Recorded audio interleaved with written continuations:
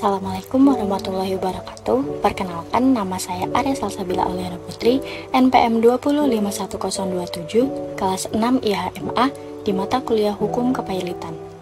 Pada kesempatan kali ini, saya akan memaparkan mengenai analisis saya terkait bedah putusan nomor 21 garing PDT Suspailit garing 2020 garing PN Niaga Jakarta Pusat, dihubungkan dengan prinsip-prinsip yang ada di dalam kepailitan. Dalam kasus ini melibatkan dua pihak, yaitu pihak pertama PT Multi Cakra Kencana Abadi, suatu perseroan terbatas yang beralamat di Kencana Tower lantai 2, Business Park Kebon Jeruk, nomor 88, Kelurahan Meruya Utara, Kecamatan Kembangan, Jakarta Barat, yang selanjutnya disebut pemohon pailit. Pihak kedua adalah PT Coal Development, sebuah perseroan terbatas yang ada di Jakarta Pusat, beralamat di Coal Tower lantai 3, Jalan Senen Raya nomor 135, Senen, Jakarta Pusat, yang selanjutnya disebut termohon pailit.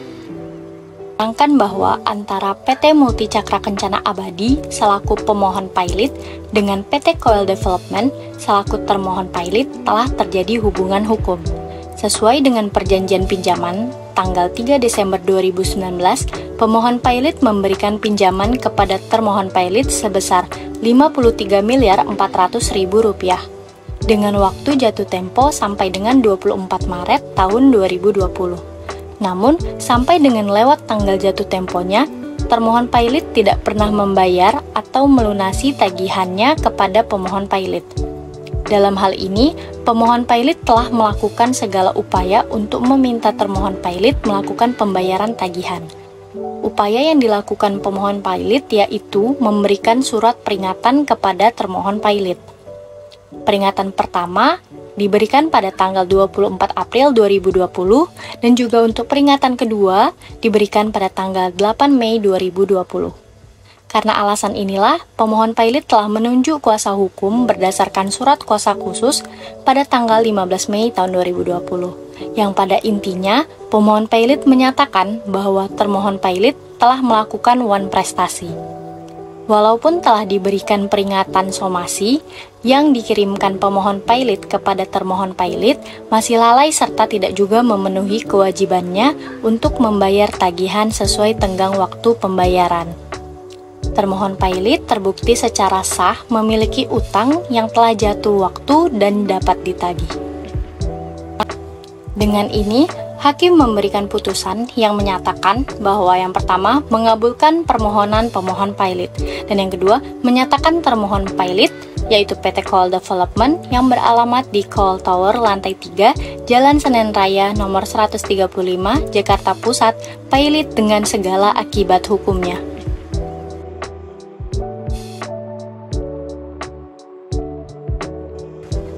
Dalam mengambil putusan kepailitan, hakim mempertimbangkan pasal 2 ayat 1, pasal 8 ayat 4, Undang-Undang Nomor 37 Tahun 2004 tentang kepailitan dan penundaan kewajiban pembayaran utang.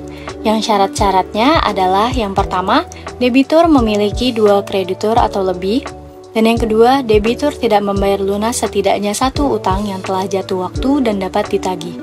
Permasalahan dijatuhkannya pailit PT Coal Development merupakan sebab dari keberadaan syarat-syarat pailit sebagaimana yang diterangkan pada pasal 2 ayat 1 tentang adanya 2 kreditur lebih, utang tidak dibayar lunas, sedikitnya 1 yang telah jatuh waktu dan dapat ditagih.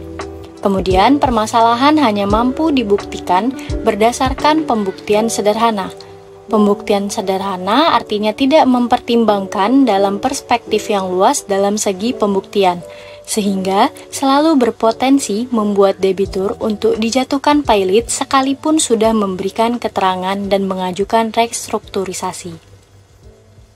Menurut analisis saya, dengan merujuk kepada pertimbangan putusan hakim yang menyatakan bahwa termohon pailit dinyatakan pailit, dapat dikaitkan dengan 3 prinsip di dalam kepailitan, yaitu yang pertama prinsip paritas kreditorium, yang kedua prinsip pari passu pro rata parte, dan yang ketiga prinsip utang. Prinsip paritas kreditorium.